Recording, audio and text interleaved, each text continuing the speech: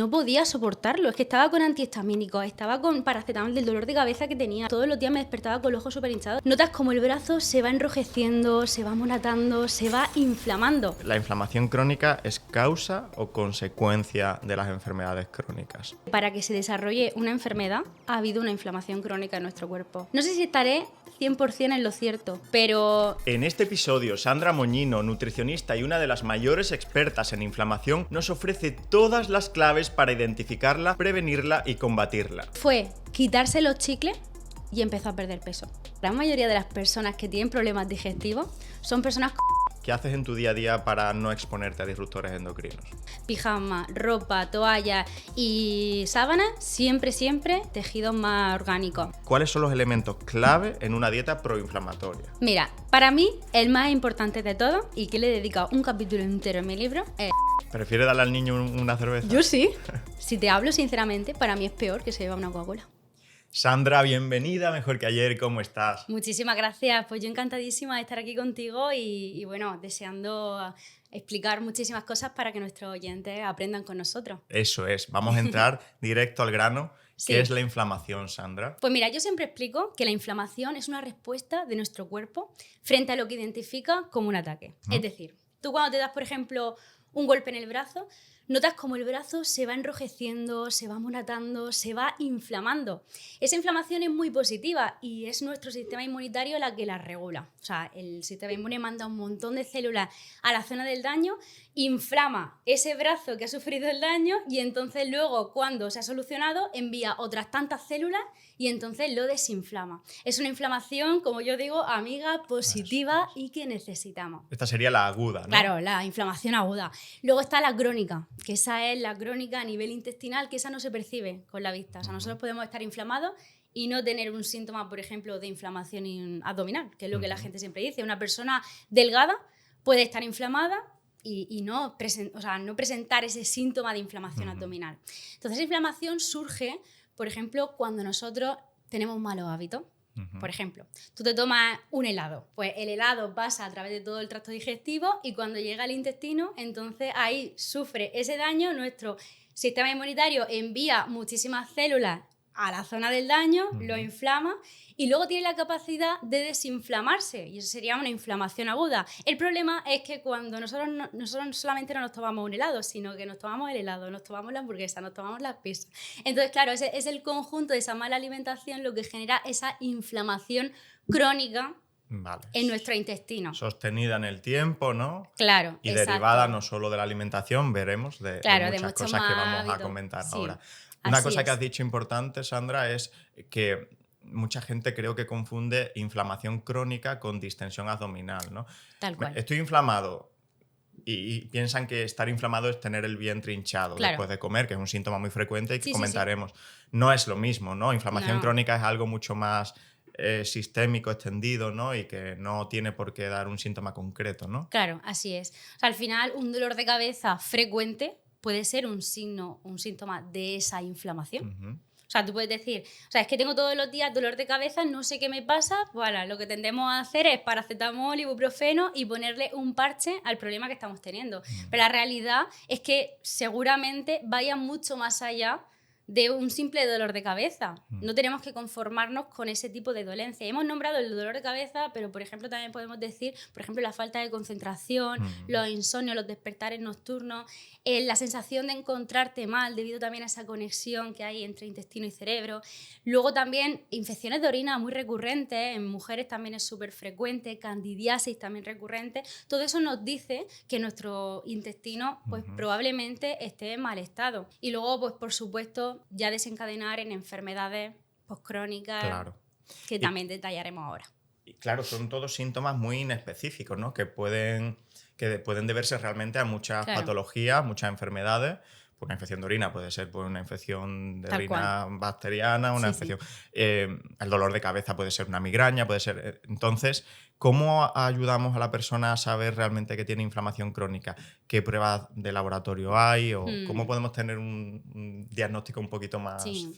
Mira, yo lo que siempre recomiendo a la gente cuando me dice que se encuentra inflamado, ya no solamente inflamado, sino que a lo mejor me dice, Sandra, me encuentro mal, porque a mí me pasó. O sea, yo me encontraba mal, pero en el sentido de decir, o sea, es que estoy más mal que bien. O sea, yo paso una semana al mes bien, porque entre la premenstrual, la menstrual, Sí. o sea, y los dolores de cabeza y eso que sentía, entonces no llegaba a encontrarme bien. Entonces yo lo que digo siempre a la gente es que mire en su alimentación, mire su hábito, me centro primero en eso, en haces deporte, descansas bien por las noches, te alimentas bien, tomas mucha cantidad de azúcar, tomas mucha cantidad de edulcorante. Entonces vamos por ahí un poco preguntando al paciente cómo es su estilo de vida.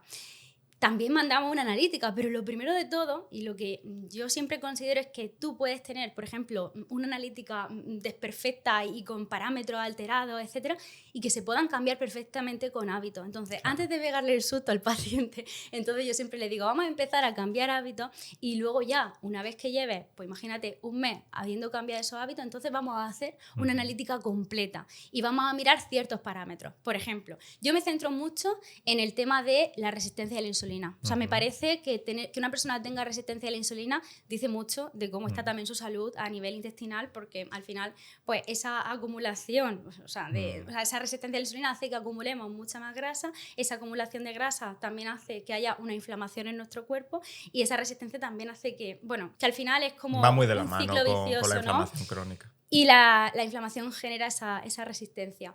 Entonces, pues yo me centro mucho en esos parámetros que, bueno, puede ser pues, la glucosa en sangre, la insulina en sangre y también hay un índice, se llama índice OMA, que mide esa resistencia a la insulina. Entonces, bueno, esos parámetros me parecen súper importantes, muy básicos, y que a la gran mayoría de personas que tienen inflamación y que tienen problemas a nivel digestivo suelen tenerlo alterado. No sé si te pasa a ti también en consulta, pero... Sí. Es verdad que una persona con resistencia a la insulina pues casi siempre tiene cierto grado de inflamación crónica, aunque sea muy leve, pero casi siempre tiene.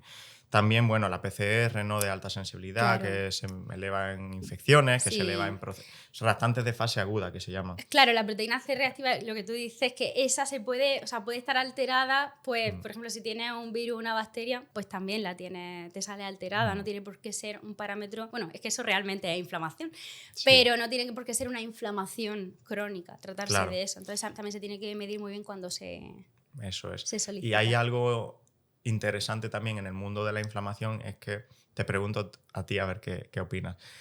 ¿La inflamación crónica es causa o consecuencia de las enfermedades crónicas? Para mí es el origen de las enfermedades. Sí que es verdad que las enfermedades sí que generan también más inflamación, que es como ese ciclo vicioso que hemos hablado de la resistencia a la insulina. Pero yo siempre digo que para que se desarrolle una enfermedad ha habido una inflamación crónica en nuestro cuerpo. No sé si estaré 100% en lo cierto, pero yo por mi experiencia con pacientes, mi experiencia propia, al final yo creo que una mínima inflamación en tu cuerpo siempre ha habido para que se desarrolle. Incluso cuando hay una enfermedad autoinmune, que por ejemplo, tú imagínate una familia que tiene varias enfermedades autoinmunes, ya sabemos que las enfermedades autoinmunes son genéticas, bueno, total, tienen un factor genético muy, muy importante. Pero claro, para que esa enfermedad se llegue a desarrollar, tiene que haber una inflamación en tu cuerpo para que ese sistema inmunitario se vuelva loco y ataque a tus propias células. Entonces, si no hubiese esa inflamación... Sí, o sea, para ti es más causa que consecuencia. Para mí sí. Vale. Has hablado mucho de tu experiencia personal. ¿Cómo has mejorado tu salud en lo personal en los últimos años, con lo que sabes? Buah, muchísimo. Es que justo, en todas las presentaciones que estoy haciendo del libro, lo digo, para poder convencer a la gente, concienciarles y que al final cojan este tipo de hábitos saludables, porque para mí de verdad que la medicina, o sea, la salud, o sea, la alimentación, perdón, es la medicina del futuro. Y yo es que lo he vivido en mí misma. Entonces yo a la gente le digo, no te guíes por un peso perfecto, por tener un cuerpo perfecto y conseguir mantener este tipo de hábitos por verte bien a nivel físico. O sea, hazlo por cómo va a mejorar tu salud. Porque yo, por ejemplo, era la típica persona que llegaba a abril y yo tenía unas alergias primaverales que no podía soportarlo. Es que estaba con antihistamínicos, estaba con paracetamol del dolor de cabeza que tenía, los ojos súper hinchados. Todos los días me despertaba con los ojos súper hinchados. Yo decía, la primavera es muy bonita, pero yo estoy feísima, porque es que me miraba al espejo y no me reconocía. Y desde que yo cambié mi alimentación, yo no he vuelto a tener alergias primaverales. Y es muy fuerte porque luego yo no sabía que eso también estaba relacionado, sinceramente. Yo lo descubrí ahora unos 2 años o así, cuando la gente me decía, qué casualidad, Sandra, que este año no he tenido alergia primaveral, estoy más bien. Y yo decía, joder, digo, qué casualidad que la gente no tiene alergia primaveral cuando empieza a cambiar los hábitos. Y ahora me he dado cuenta que tiene muchísimo que ver y que uno de los síntomas de inflamación también es la rinitis, o sea, la inflamación esta de estornudar por las mañanas, levantarte con moquita, los ojos inflamados, lo que es la inflamación en general de nuestra cara. También es inflamación, o sea, un síntoma de inflamación y lo que crónica. hiciste pues es básicamente implementar bien una dieta antiinflamatoria, ¿no? Que después entramos en eso. Vale. Sí que es cierto que yo también era celíaca y no lo sabía. Que eso al ¿eres final, celíaca? sí, que eso era algo que también me estaba afectando muchísimo. ¿Y no lo sabías porque no habías hecho el diagnóstico o porque había sido un falso negativo? Pues porque a mí me salieron como unos eczemas por la piel. O sea, yo tenía muchos síntomas, ya te he dicho. Pues, fatal, dolor de cabeza, infecciones de orina recurrentes. Bueno, casi todos los que explico en el libro yo los tenía. Y entonces me salieron como unos eczemas en la piel, que fue lo que a mí ya dije, eczema, puede ser celiaquía porque tiene mucha repercusión también en la piel. Y entonces yo fui al médico de cabecera y el médico me dijo que eso era estrés. O sea, que no me preocupara, que los eczemas eran estrés. Yo ahí confié en él, yo estaba, vamos, hará a lo mejor 5 años o así, o 6. Y entonces el médico me dijo que era estrés, digo, bueno, pues será estrés, me tengo que relajar, es verdad que voy muy estresada. Pues lo que me di cuenta es que los eczemas cada vez iban a más y que cuando yo comía era cuando sobre todo más se encendían esos eczemas. Entonces yo dije, esto no puede ser. Y fue mi marido el que me dijo, Sandra, ¿por qué no aplicas lo mismo que estás empezando a aplicar con tus pacientes? Que esto fue al principio cuando yo empecé a estudiar cuando ya terminé la carrera. Y entonces fue cuando yo dije que me pidieran la prueba del gluten, me dio negativa, porque los anticuerpos suelen dar fácilmente negativos, pero aún así me quité el gluten. Pues fue quitarme el gluten y desaparecer todo, pero todo. Luego ya, evidentemente, el daño que me había hecho la celiaquía, pues tuve que tratármelo más, luego tenía SIBO, bueno, muchas cosas. Pero, lo dicho, yo... Mejoraste inmediatamente, claro, ¿no? Mejoré. Qué bien. Y vamos a hablar también de elementos que no tienen que ver directamente con la dieta, pero tienen que ver con nuestro entorno, nuestros hábitos diarios, sí. Y que nos inflaman y que muchas veces la gente no los relaciona con esa inflamación. Sí, pues por ejemplo, el sedentarismo también hace que estemos inflamados. O sea, te refería a eso, ¿verdad? Otro hábito. Vale. Sedentarismo, ahora entraremos en el sueño. Sí, vale. Sí, por ejemplo, el tema del sedentarismo, la gente es que no hace nada de deporte ya. A lo mejor están trabajando y dicen, no, si yo trabajo de pie, eso ya es deporte. No, la realidad es que la gran mayoría de personas no tienen un hábito de deporte. Sí que es cierto que tenemos que empezar poco a poco. Tampoco nos tenemos que exigir demasiado, porque yo creo que si al final decimos, tenemos que hacer deporte, tenemos que alimentarnos perfectamente, tenemos que exponernos a la luz del sol al menos 15 minutos, tenemos que... El estrés que te genera te inflama. Exacto, porque el estrés inflama. Entonces sí que tenemos que hacer algo de deporte, pero poco a poco. Yo lo que le decía ayer en una charla que di en público, dije, mira, chicas, porque eran casi todas mujeres, digo, yo lo que recomiendo es que hagáis 15 minutos, que termináis de cenar, venga, pues voy a tirar la basura, pasar al perro 15 minutos. Luego al día siguiente, cuando veas lo bien que te sienta ese paseo justo después de haber cenado para bajar, para fomentar esa digestión más todavía, entonces te harás de 20 minutos, luego harás de 30, luego dirás, venga, voy a cenar antes, voy a hacérmelo de 1 hora. Y ya verás lo bien que te vas a encontrar y tu cuerpo mismo te lo va a pedir. Pero si tú te exiges 1 hora de CrossFit a la semana... O 3 horas de CrossFit a la semana, es que lo va a abandonar. Progresividad. Exacto. Luego otro de los factores que también me parecen súper importantes y que no se habla tanto de esto, es de la exposición que tenemos a las luces artificiales. O sea que es que todo esto, no sé si has visto que hay un estudio que ha demostrado que las personas que están muy expuestas a las luces artificiales, sobre todo por las noches, con el móvil, etcétera, tienen peor asimilación incluso de la glucosa. O sea, es que fíjate hasta qué punto nos pueden afectar. Y también la falta de la exposición a la luz solar, ya no solamente de ponerte a que te dé el sol, sino de mirar el sol. Que la gente no sale de las casas, que estamos todo el día dentro de casa trabajando, luego nos vamos al garaje, luego nos vamos a un restaurante pero nos metemos dentro, no estamos en las terrazas porque hace frío o hace calor. Entonces, claro, no nos da la luz del sol, no generamos, o sea, la melatonina la tenemos bajísima y también nos afecta mucho al descanso. Al sueño. Claro, entonces, la exposición, el exceso de exposiciones a luces artificiales, la falta de exposición a la luz solar y luego la falta de descanso también son factores que influyen muchísimo en esa inflamación y que también se tienen que empezar a aplicar. Leía antes de que vinieses un estudio súper chulo que decía que una sola noche de no dormir, o dormir 1 o 2 horas, muy poco, una noche de fiesta típica, incrementaba ya citoquinas proinflamatorias y de forma objetiva en la analítica. Es decir, solo no dormir una noche ya te inflama de forma potente y observable, ¿no? Imagínate, pues, no dormir bien durante 4, 6, 10 años, ¿no? Que hay mucha gente así. Y que hay gente que no prioriza el sueño. Quiero decir que a lo mejor sí que dicen el deporte y la alimentación es súper importante y entonces se tiran por la noche haciéndose la comida para el día siguiente, una alimentación perfecta, se levantan al día siguiente a las 5 de la mañana para irse 1 hora al gimnasio y se piensan que habiendo dormido 4 horas pero haciendo un deporte perfecto y una alimentación perfecta ya tiene una vida súper saludable. La realidad no es esa, es que el descanso también es súper importante. También me encuentro mucha gente que no quiere prescindir de algunos hábitos que le hacen descansar mal. Es decir, yo tengo muchos amigos que se duermen con el móvil y es que no quieren prescindir de esa hora de ver TikTok antes de irse a dormir y eso evidentemente pues influye, impacta directamente con su descanso. Claro. Entonces muchas veces lo que tú decías, hay que, antes de pensar en la melatonina o antes de pensar en el suplemento X, hay que pensar en, oye, que sí, que te gustará mucho estar con el móvil y dormirte con el móvil, pero es que eso te está haciendo mal. Claro, y lo que solemos hacer, ¿qué es? Pues lo que tú dices, pues, ay, no puedo dormir, me tomo la melatonina. No puedes dormir, un antidepresivo o un somnífero. Y la gente está, yo no sé, pero yo cada vez veo, más en consulta, cuando un paciente llega y me manda el formulario inicial y pone, ¿qué medicamentos toma? Casi todo el mundo toma antidepresivos y somníferos para el tema del descanso y no pensamos que el móvil a lo mejor sí que nos está afectando. Pero bueno, no sé si sabes que hay un filtro de luz roja para el móvil. Sí. Que te lo puedes poner por las noches y que, bueno, puedes estar viendo TikTok y, hombre, te va a afectar igualmente, pero que la luz roja algo hace, claro, ayuda. Claro. Sí.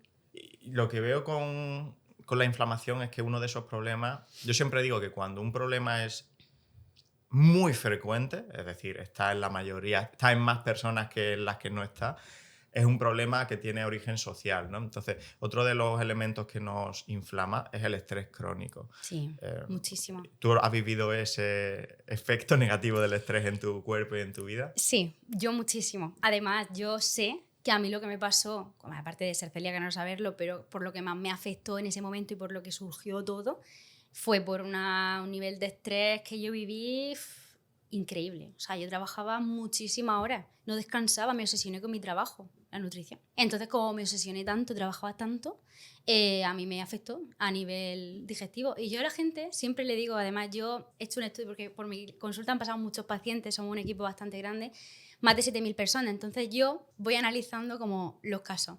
Y yo me he dado cuenta que la gran mayoría de las personas que tienen problemas digestivos son personas como nerviosas por dentro. O sea, como que llevan el nervio, pero que no son personas explosivas. No externalizan. Claro, que a lo mejor a mí me apetece mandarte por ahí y no lo hago y digo, no, Sandra, relájate, pero cuando llego a mi casa me afecta más a mí porque estoy todo el tiempo dándole vueltas a las cosas. Entonces yo me he dado cuenta que las personas, sobre todo que tienen problemas digestivos, son personas de ese tipo de personalidad. Que muy interesante esa observación. Sí. Porque yo analizo mucho a la gente, a las personas. Y entonces creo que tiene mucho que ver con eso. Y es que el estrés de verdad Ahí también está la gestión de las emociones, ¿no? El saber comunicar, el saber ser asertivo. O sea, factores psicológicos también que los psicólogos son importantes. Influyen muchísimo. Y algo también muy importante que también me parece es que también estamos todo el día comiendo. Si tú, por ejemplo, haces deporte, descansas, comes saludable, pero luego estás picoteando cada 2x3, abriendo la nevera, abriendo la despensa, porque es que tenemos a nuestra disposición todo tipo de alimentos que quisiera, o sea, lo que queramos. En cambio, antes, para poder comer, incluso tenías que cazar a un animal. Ahora no, ahora abres la despensa y te coges lo que tú quieras. Entonces la gente está constantemente comiendo. Entonces tenemos órganos en nuestro cuerpo, como por ejemplo el hígado, que hacen la digestión, o sea, forman parte de la digestión, pero también tiene otro tipo de funciones, como es la desintoxicación de nuestro cuerpo. Sí. Y entonces, claro, si estamos todo el día haciendo digestiones, ¿cuándo va a hacer la desintoxicación? No da abasto el hígado. No da abasto, es como si nosotros tenemos que trabajar 8 horas y de repente nos dice nuestro jefe, trabaja 12. Pues al final lo hará el primer día, pero va a llegar un momento que va a despedirte de tu trabajo. Pues a nuestros órganos les pasa exactamente igual. Entonces, el tema de los disruptores endocrinos, debido a ese hígado saturado, como yo siempre le llamo, pues esos disruptores endocrinos cada vez hacen más daño, esas sustancias tóxicas, pues por ejemplo el BPA de los plásticos, el mercurio, el aluminio, todo ese tipo de materiales que a lo mejor antes pues también estábamos un poquito expuestos a ellos y nuestro hígado tenía la capacidad de perfectamente desintoxicarse. Sí, había menos, mucho menos. Sí, había muchísimo menos, pero es verdad que ahora perdió incluso la mínima capacidad de filtrar por ese exceso de comidas que solemos hacer. Y Sandra, en tu día a día, ya que has mencionado el tema de los disruptores endocrinos, ¿qué haces en tu día a día para no exponerte a disruptores endocrinos? Pues mira, yo por ejemplo, mi ropa de pijama, ropa interior, sábana, toalla, todo eso siempre intento que sea algodón 100% o de lino. Siempre. O sea, porque la piel al final tiene poros y por ahí también entra todo. O sea, no fibra sintética, ¿no? Claro, yo, por ejemplo, este vestido de fibra sintética seguro, pero bueno, yo para ir guapa, pues al final no me voy a poner 100% algodón porque, bueno, a ver, me lo puedo poner, pero que no hay ropa tan bonita, entonces digo, bueno, pues yo, hay momentos puntuales, sí, pero lo que es en mi día a día, para estar por mi casa, pijama, ropa, toalla y sábana, siempre, como tú dices, tejidos más orgánicos. Y luego, por ejemplo, el tema de los cosméticos. Pues, por ejemplo, hoy voy maquillada con muchos tóxicos, pero yo en mi día a día no suelo maquillarme y si me maquillo, pues intento utilizar pues, a lo mejor maquillaje un poquito más natural. Luego, por ejemplo, en casa, a la hora de cocinar, yo cocino con sartenes de acero inoxidable o de hierro fundido. No utilizo sartenes antiadherentes, porque los antiadherentes ya sabemos que contienen teflón, que es una sustancia muy tóxica y que esas rayaduras de la sartén antiadherente que vemos, que decimos, ¿dónde estará este trozo de sartén? Pues está dentro de ti. Entonces, para poder eliminar ese trozo de sartén de tu cuerpo, nuestro cuerpo se tira años.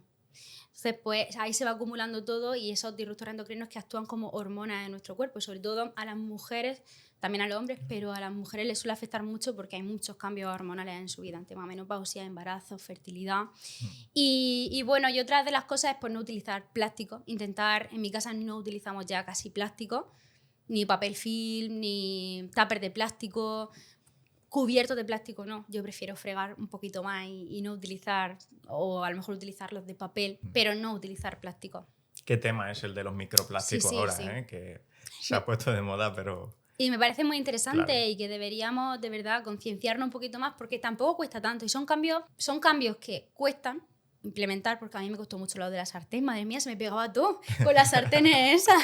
Yo no podía hacer una tortilla en una sartén de acero inoxidable, pero al final aprende. Se me pegó fuego un día también, porque es que es lo que te digo, acostumbrada a cocinar con esa tan sencilla. Dar el paso y cambiar puede costar, exacto, pero después una vez te acostumbras, me imagino que como cualquier otro hábito ya nuevo, ¿no? Es fácil después. Bien. La protagonista de la charla de hoy es la dieta antiinflamatoria, pero para saber qué es una dieta antiinflamatoria, creo que es muy importante, Sandra, conocer bien qué es una dieta proinflamatoria. Claro, ¿qué es lo que tú me dirás, por la dieta que sigue todo el mundo, vale, sí, pero vamos a analizarlo, ¿no? ¿Cuáles son los elementos clave en una dieta proinflamatoria? Mira, para mí el más importante de todo, y que le he dedicado un capítulo entero en mi libro, es el azúcar. O sea, es que para mí, de verdad, que el azúcar es la droga del siglo XXI. Tal cual. Entonces, el azúcar nos genera esos picos de glucosa en sangre que al final, como ya sabemos, tienden a llevar a una persona a esa resistencia a la insulina que a su vez generan inflamación.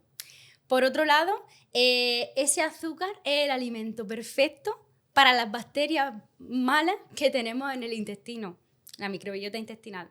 Entonces, también por ese lado, también nos afecta y nos inflama. Entonces, para mí, el azúcar de verdad que es el alimento más proinflamatorio que hay. Y cuanto menos azúcar hay en una alimentación de una persona, muchísimo más saludable y más beneficios va a notar esa persona. Pero claro, luego está también la harina refinada.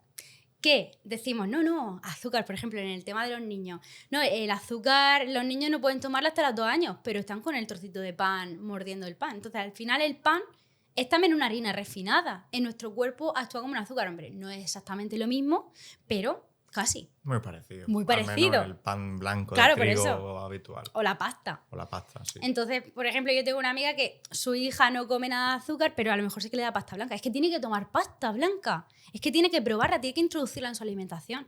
No, es que eso no es ningún alimento saludable. Tendrá que introducir la pasta integral, pero no tiene que introducir la pasta blanca. Entonces, las harinas refinadas también me parece que son uno de los alimentos más proinflamatorios que hay. Por otro lado, los edulcorantes, que para mí los edulcorantes son bastante inflamatorios, ya no por los estudios, porque mira, tú te puedes encontrar. Otra cosa que yo he observado mucho es que hay estudios científicos de lo que tú quieras. Sí. O sea, te puedes encontrar un estudio científico que te diga que los edulcorantes inflaman muchísimo y te puedes encontrar otro que te diga que no, que bueno, que son pasables. Pero por mi experiencia propia y mi experiencia con pacientes, los edulcorantes, para mí, son uno de los alimentos más proinflamatorios que hay. Y te voy a poner un ejemplo claro. Yo tenía una paciente que no conseguía perder peso. No había manera. Y se comía 5 chicles al día y yo no lo sabía. Y fue quitarse los chicles y empezó a perder peso. Literal, ¿eh? Y estábamos muchísimo tiempo intentando que perdiera peso. Y ya no solamente ese ejemplo, ese es el que más le llama a la gente la atención. Pero es que al final, esos edulcorantes endulzan hasta 300 veces más que el azúcar. ¿A tus clientes, a tus pacientes que vienen para pérdida de grasa, les quita siempre los edulcorantes? Por supuesto. Yo en cuanto entra una persona a mi clínica, fuera azúcar, fuera edulcorante. Literal. Sí que es verdad que lo hacemos de forma progresiva. Yo a una persona que se toma un café con sacarina no le puedo decir quítate la sacarina de golpe. Vamos a decirle, ¿cuántas pastillas de sacarina te pones? 2. Venga, pues vamos a poner una esta semana, o 2 semanas, o 3 semanas, hasta que te acostumbres y te guste el café. Una vez que te guste el café con una pastilla y ya digas tú, mira, pues está bueno, pues entonces vamos a coger la misma pastilla y antes de que se deshaga, vamos a sacarla. Y ahí empieza otra vez, otras 2 semanas, 3 semanas hasta que te acostumbres. Hasta que puedes, ¿no? Y así, y ese es un cambio progresivo y que la gente de verdad se acostumbra. Y ya que has mencionado azúcar y harina refinada, ¿crees que esos 2 elementos generan adicción en la gente? Muchísima. Tu paciente, y te hablo de tu experiencia, ¿eh? No, claro. Si es que no hace falta más. Si es que al final son 7 años tratando a pacientes y viendo los resultados. Entonces, con mi experiencia, claro que genera adicción, muchísima. O sea, la gente lo pasa fatal. Cuando empieza a quitarse, le duele la cabeza. Yo tenía una amiga que le puse un plan de nutrición y me acuerdo que me decía, Sandra, yo creo que me faltan nutrientes, porque yo después de las comidas me duele la cabeza mucho con tu dieta. Y yo digo, mira, esto es imposible porque te alimentabas fatal y de repente tengo una alimentación que lleva todos los nutrientes, estaba embarazada y ¿sabes lo que era? El síndrome de abstinencia. Ella después de comer se tomaba todos los días un helado, todos los días. Entonces, claro, te quitas el helado después de las comidas y justo después de la comida le apetecía tanto y le entraba hasta dolores de cabeza. Al final es como cuando te dejas el tabaco. Entonces, ¿qué? Una adicción, que es lo que yo le digo a la gente. Sí. Y de esto sí hay bastante escrito. Por ejemplo, se ha visto que los azúcares simples, de forma excesiva y crónica, no un consumo puntual, desensibilizan a la dopamina en los centros del placer del cerebro, que son 2 fundamentalmente. Uno que se llama, y esto no es importante, pero área tegmental ventral y otro que se llama núcleo accumbens. Entonces lo que pasa es que una persona progresivamente tiene que consumir más azúcar y más dulzor, exponerse a más dulzor para obtener la misma cantidad de dopamina o de placer, ¿no? Relativo a esa ingesta. Como que cada vez tu cuerpo te pide más. Claro, y eso pues hace que cada vez ingieran más calorías y necesiten más y más para mantener una satisfacción, ¿no? Claro, tal cual. Y es que la gente nota, como tú dices, esa sensación de recompensa. Cuando se toma ese helado te sientes súper bien, pero la realidad es que ¿cuánto te dura esa sensación de recompensa? ¿5 minutos? Nada. Y te sigue apeteciendo más ese alimento. Realmente no es un alimento saciante. Pese a tener un montón de calorías, nos damos cuenta que tú te tomas un helado y a la hora tienes hambre. Que me pasó a mí ayer. Me tomé aquí un helado en Málaga que estaba buenísimo y fue un helado bastante grande, aún encima. Y a la hora digo, si tengo un hambre... ¿Dónde está el helado? ¿Dónde está el helado? Ha desaparecido. Como tú dices, tomarlo de forma puntual, no pasa nada. Yo tomo helado, seguramente tú también los tomes. Y al final también en el equilibrio está el éxito. Y tenemos la capacidad de que nuestro sistema inmunitario genere esa inflamación aguda que no cubre nuestro intestino en un momento, hablando así de forma coloquial. Y al final es que podemos hacerlo, pero lo que no podemos es pues, al día siguiente tomarte otro y al otro y otro. Y la cerveza, y una copa de vino y otra, y al final la botella entera. Claro. ¿Cómo luchas? Hay un elemento que a mí me cuesta mucho también quitar de la vida de la gente y es las bebidas carbonatadas, los refrescos, ya sean bebidas energéticas o simplemente refrescos habituales. Sí. ¿Qué pasa con los refrescos? Bueno, a mí también es una odisea al final quitarle a la gente el tema de los refrescos, pero es que los refrescos, aparte de la cantidad de azúcar o de edulcorantes que llevan, en el caso de ser cero, ya es la descompensación a nivel minerales que generan en tu cuerpo. O O sea, es que hay como exceso de sodio, bueno, de verdad, una descompensación a nivel minerales que en cuanto dejas ese tipo de bebidas carbonatadas, es que las analíticas salen de otra forma. Es que lo tienes que ver simplemente la analítica. La gente cuando deja ese tipo de bebidas dice, Sandra, me has cambiado la vida. Digo, no te cambias la vida, o sea, te la has cambiado tú solo. Has dejado de beber un litro de Coca-Cola al día. Exacto, con ese tipo de hábitos. O sea, es que de verdad la gente no sabe lo malo que es. Yo el otro día, justo en una entrevista, me dijeron, Sandra, ¿tú crees que es lo mismo que un niño se beba un vaso de Coca-Cola que un vaso de cerveza? Digo, sinceramente, si te hablo sinceramente, para mí es peor que se beba una Coca-Cola. ¿Prefieres darle al niño una cerveza? Yo sí, te lo digo en serio. Literal. Pese a que, a ver, evidentemente la cerveza lleva alcohol, pero es que la bebida carbonatada le está afectando muchísimo. O sea, es que es una bomba para un cuerpo de un niño. Si se supone que nosotros, para que nuestro páncreas funcione correctamente, no tiene que superar los 25 gramos de azúcar añadido al día, según la Organización Mundial de la Salud, que para mí serían muchos menos, ¿un niño qué? Pues sí que con la bebida carbonatada se está bebiendo 50. Claro, sí. O sea, es que es una bomba. Quizá la reflexión sería que no hay ninguna percepción de peligro con los refrescos y niños. De hecho, muchas veces los zumitos, ¿no? Sí, el niño que desayuna el zumito o 2 zumitos en el colegio.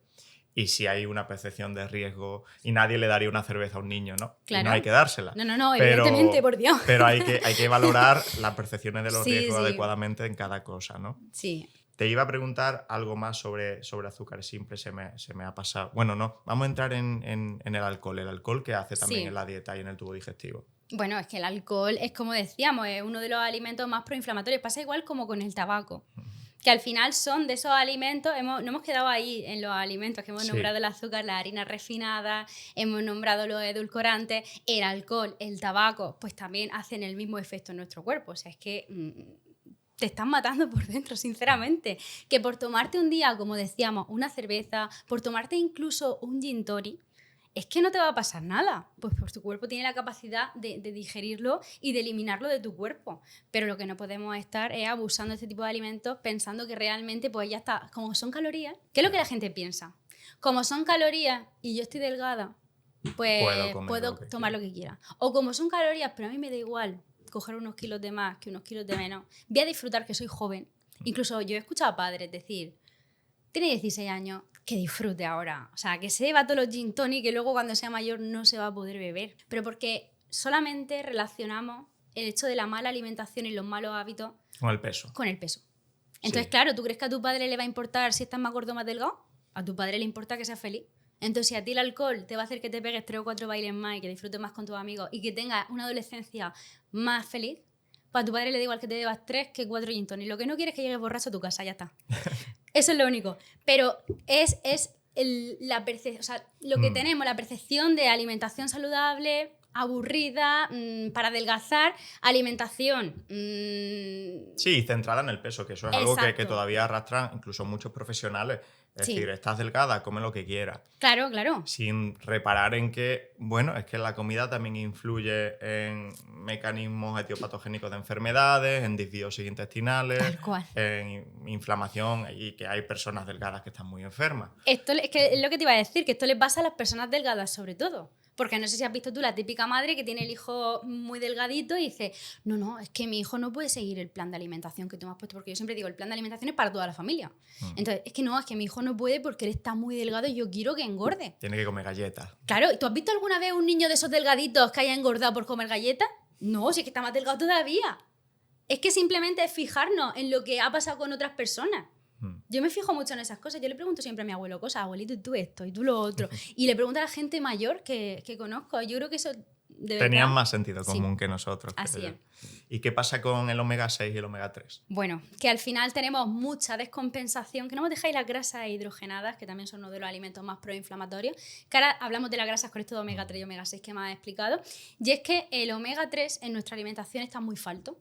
Por ejemplo, pescados azules. Muy poquita gente consume pescados azules, sobre todo pescados pequeños como las sardinas, los boquerones, la caballa. En cambio, alimentos ricos en omega 6 consumimos mucho. como por ejemplo los cereales, las harinas, los aceites vegetales, como son el aceite de girasol, el aceite de colza, el aceite de palma. Que están en muchos procesados. Claro, ¿no? que eso no es que tú te tomes un vaso de aceite de colza, o aceite de palma, es que está dentro de los productos que consumimos en nuestro día a día. A lo mejor es que está en un pan de molde que te estás tomando, el aceite ese. Entonces tenemos que fijarnos muy bien también en los etiquetados nutricionales. Entonces, ese desequilibrio y ese exceso de omega 6 en nuestra alimentación diaria y esa falta de omega 3 hace que esa balanza, yo siempre lo comparo con una balanza, que esa balanza esté descompensada y ese omega 6 esté por encima del omega 3. Eso genera procesos inflamatorios en nuestro cuerpo. Es proinflamatorio. Entonces siempre debemos bajar un poquito más ese tipo de alimentos ricos en omega 6 y aumentar ese tipo de alimentos ricos en omega 3. Porque es que ahora los omega 6 hasta los contienen los animales. O sea, las carnes que consumimos de los supermercados contienen mucha cantidad de omega 6. ¿Por qué? Porque los cereales contienen ese tipo de omega 6, entonces el animal, ¿de qué lo alimentan para crecer y engordarlo? Sí. Pues de ese tipo de cereales. Entonces también son últimamente bastante ricos. Entonces no digo que dejemos de comer carne, ni pescado, ni mucho menos, pero lo que sí que debemos hacer es por lo menos reducir pues ese tipo de cereales, harinas más refinadas. O buscar carnes de más calidad, que también también hay opciones de carne más que son más caras, pero se pueden encontrar. Sí, digamos que tenemos un escenario en el que es muy fácil cubrir las necesidades de omega 6, que también son importantes. Sí, por supuesto. Pero es muy difícil cubrir las de omega 3. Entonces, naturalmente, tendemos a ese desequilibrio que es proinflamatorio, ¿no? Así es. También eso me dice mucho también el tema, o sea, lo comparo mucho con el calcio y la vitamina D. Que al final hay muchos alimentos con calcio, porque con calcio hay... fortificados, claro, todos los que quieras. Sí, y que ya de por sí el calcio es difícil que falte en tu alimentación diaria por la alimentación que seguimos normalmente, pero lo que falta es la vitamina D. Entonces lo que se tiende a pensar es que para aumentar, o sea, tú a lo mejor tienes osteoporosis, te dicen tienes que aumentar la cantidad de calcio de tu alimentación. Sin vitamina D no llega a ningún lado ese calcio. Exacto. Sirve de poco. Entonces, claro, hay que pensar también en cómo están esos niveles de vitamina D en nuestra sangre. Entonces, esos parámetros que están como todos muy relacionados, también hay que tenerlos en cuenta. Ya sé que te iba a preguntar, que se me había olvidado. No sé si ves a deportistas o solo ves personas con patología o cuál es tu perfil. Sí, yo deportistas no suelo ver. No suele ver. No, sobre todo es gente... mira, mi perfil de paciente son mujeres de entre unos 30 y 60 años. O sea, ese es mi perfil más o menos. Y normalmente son personas que buscan mejorar su peso, pero también que buscan mejorar pues, sus problemas digestivos, enfermedades autoinmunes. Tengo muchas enfermedades autoinmunes. También mi marido tiene enfermedad autoinmune, entonces pues con ello también me especialicé más en ese tema. Y bueno, ese es mi perfil de paciente. Te lo preguntaba porque el tema de los azúcares simples, claro, creo que el daño que te puedan hacer depende mucho de qué haces tú, ¿no? Entonces, un deportista, por ejemplo, un triatleta que entrena 3 o 4 horas al día. De hecho, tú sabes que los geles y barritas que se dan a los deportistas, sobre todo de endurance, son glucosa y fructosa en un ratio determinado para absorberlo más rápido. Sí. ¿Cómo se modifica la peligrosidad de los azúcares simples en una persona que entrene y que entrene bastante, no como tú dices, sacar al perro? A ver, yo lo que siempre digo es que ayer, mira, justo esa pregunta me la hizo una paciente y me dijo, yo es que salgo a correr.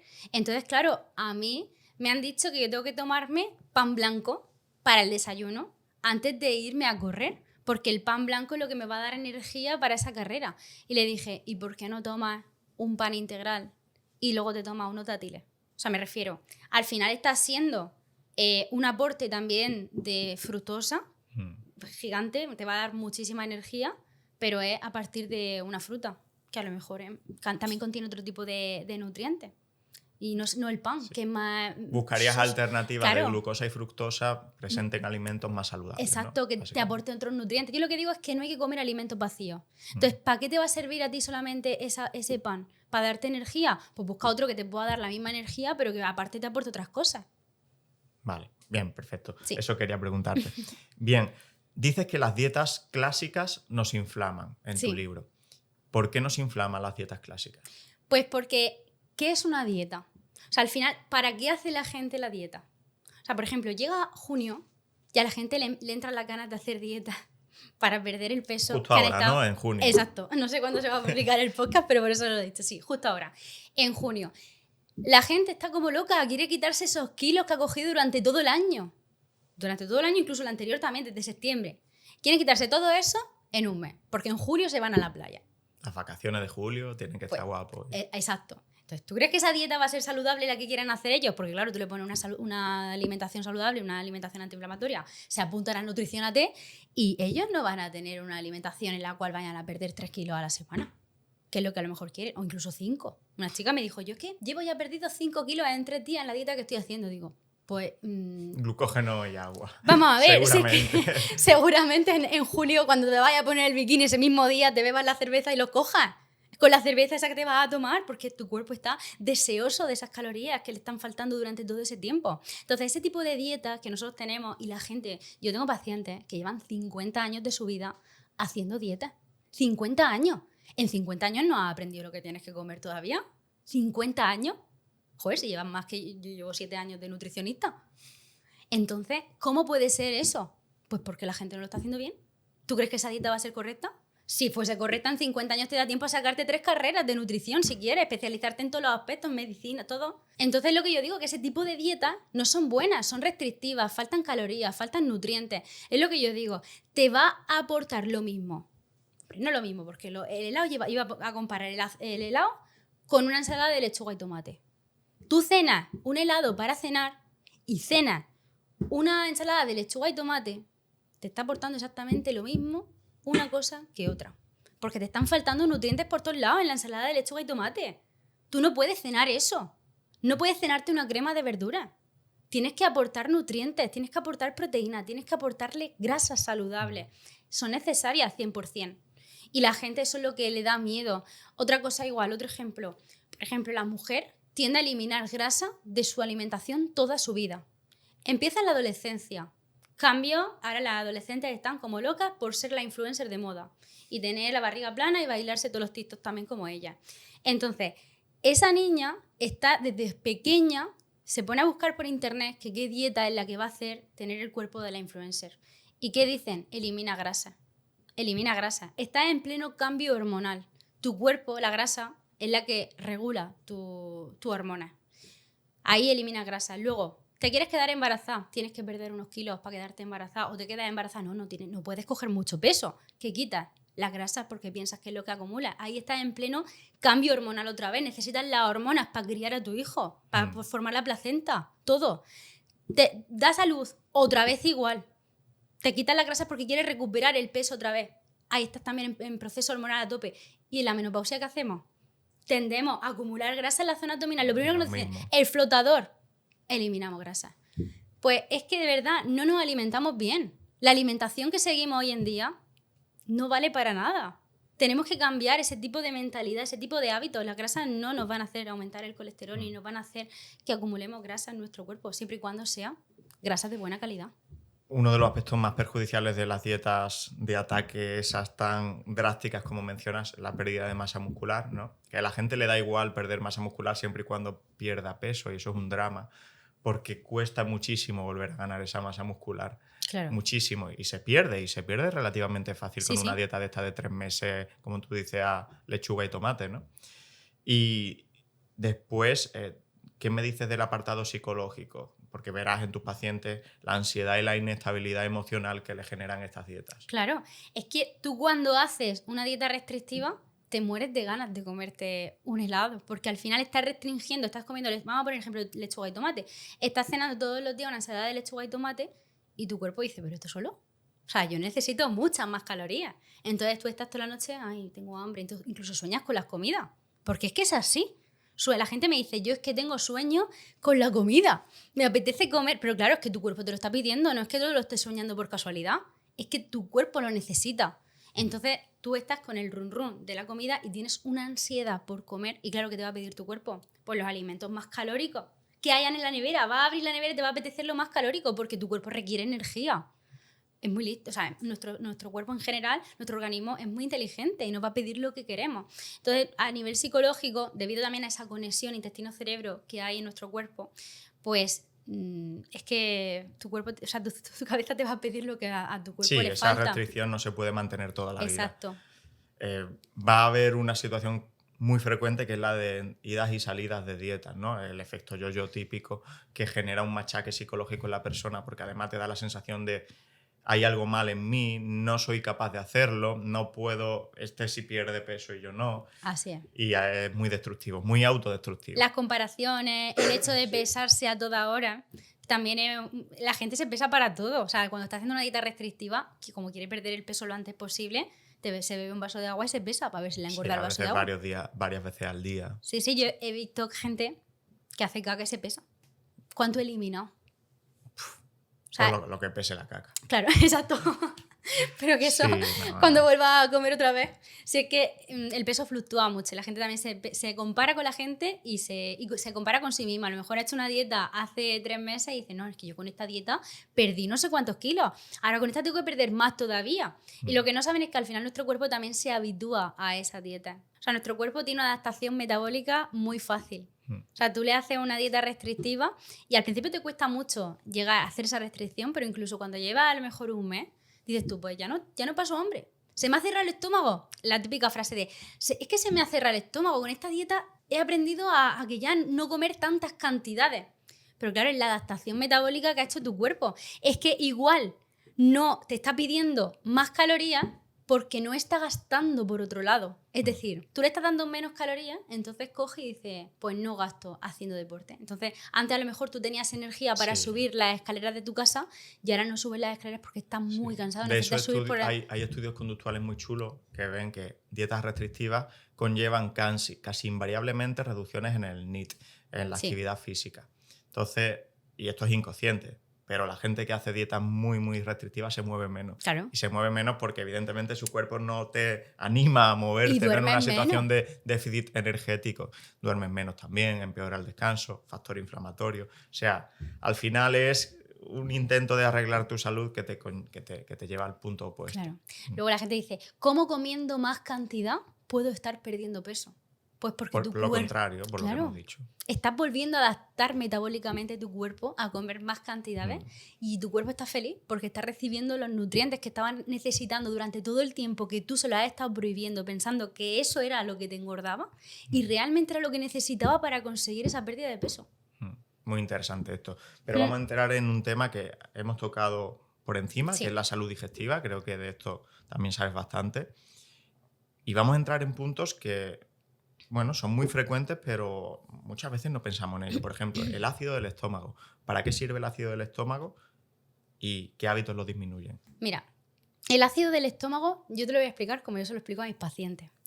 El estómago es como si fuese un volcán y en su interior tiene lava, que es el ácido clorhídrico que tiene el estómago. Entonces nosotros cuando ingerimos un alimento, la primera digestión está en la boca, porque con la saliva ya estamos impregnando ese alimento y estamos empezando la primera digestión y con la masticación. Cuando tragamos el alimento pasa por nuestro esófago y entra al estómago y espera tener un ácido, una lava bastante potente para empezar a hacer esa segunda digestión que es la que destruye pues, todo lo que no queremos que entre dentro de nuestro cuerpo y que llegue al intestino. Entonces, claro, si tu estómago no tiene suficiente ácido clorhídrico o el ácido clorhídrico está poco ácido, entonces no puede hacer esa digestión correcta.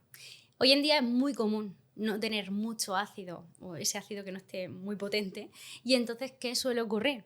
Pues que al llegar el alimento al estómago y no haber suficiente cantidad de ácido, como que te rebota hacia arriba. Y entonces notas ese reflujo, ese quemazón.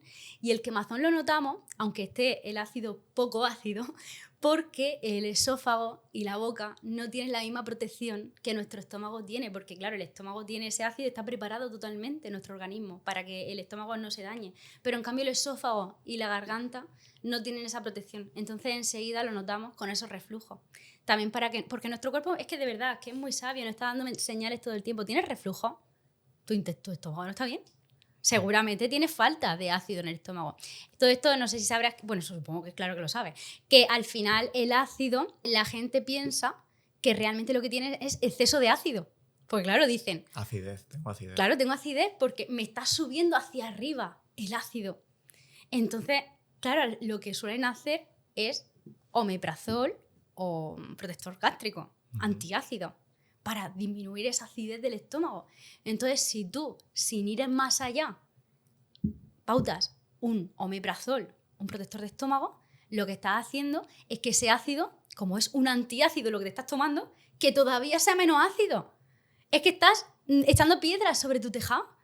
Entonces estás empeorando todavía más la situación. La hipocloridria se vuelve todavía más fuerte. Entonces te genera todavía más hipocloridria, que es lo que ahí surgen un montón de problemas. Como por ejemplo la Helicobacter pylori, que hoy en día es muy frecuente y se genera sobre todo por esa hipocloridria, que es una de las causas más frecuentes, y luego también la disbiosis a nivel intestinal, la permeabilidad intestinal, porque la permeabilidad intestinal al final surge porque llegan al final cosas que no deberían llegar al intestino, porque deberían morir en el estómago, pero por falta de ese ácido no lo hacen. Y al margen de los fármacos que han mencionado, que evidentemente pues reducen ese ácido, ¿qué otros factores contribuyen de nuestro estilo de vida a la hipocloridria? Pues bueno, en general todo lo que hemos dicho que eran alimentos proinflamatorios generan hipocloridria. El comer de forma muy frecuente es una de las causas más frecuentes, porque claro, al final tu estómago tiene que secretar como ese ácido cada vez que tú vas a hacer una digestión. En cuanto nota que vas a comer,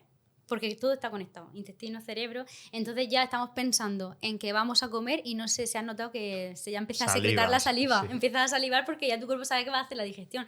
Pues igual que salivamos, también nuestro estómago genera ese ácido ya. O sea, que trabaja de más el estómago. Le está dando de trabajar muchísimo, entonces cuanto más trabaja, más ácido produce, entonces menos ácido va a producir en la siguiente comida.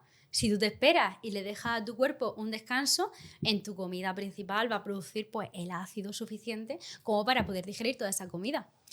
Eso es una de las cosas buenas que metió el ayuno intermitente en la cabeza a la gente, que no hay que comer cada hora y media, que hay que darse esos descansos. Después hablaremos un poquito más de eso. Pero creo que mucha gente mejora con el ayuno intermitente simplemente por esto.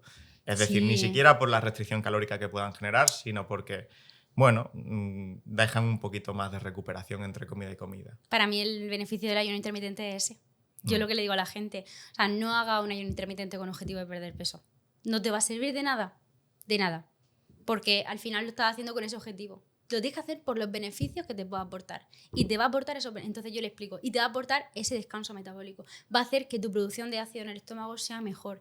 Que tus órganos del cuerpo puedan hacer otras funciones. Que ese teflón que llevan las sartenes sea capaz tu hígado de eliminarlo de tu cuerpo y no acumularlo y que actúe como un disruptor endocrino. Entonces cuando le explicas todas esas cosas dices, joder, o sea, voy a descansar al menos 4 horas entre comida y comida y al menos esas 12 horas entre cena y desayuno del día siguiente. Somos muy dependientes de la comida. Parece que si no tenemos comida a la mano, como que nos entra la ansiedad de... Y que necesitamos comida para ser felices. Sí, ese es otro tema. Una mujer me dijo, no, es que como a mi hijo no lo llevo a comer a la cadena esta de comida de pollo rebozado después de haberme dado las notas esto sobresaliente.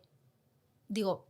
pues sinceramente yo veo mayor premio llevarte a tu hijo y decir a tu hijo, cariño, como has sacado tan buenas notas, nos vamos a ir todos, la familia entera, al parque de atracciones y nos vamos a comer unas zanahorias con guacamole. O sea, es que tu hijo va a ser exactamente igual de feliz que comiéndose un pollo rebozado. Sí, el usar como premio la comida basura también dice mucho de nosotros, ¿no? Pero bueno, al final es un elemento reforzante que está ahí, que nos genera esa felicidad muy transitoria, ese placer hedonista y que utilizamos con ese fin, por supuesto. Sí.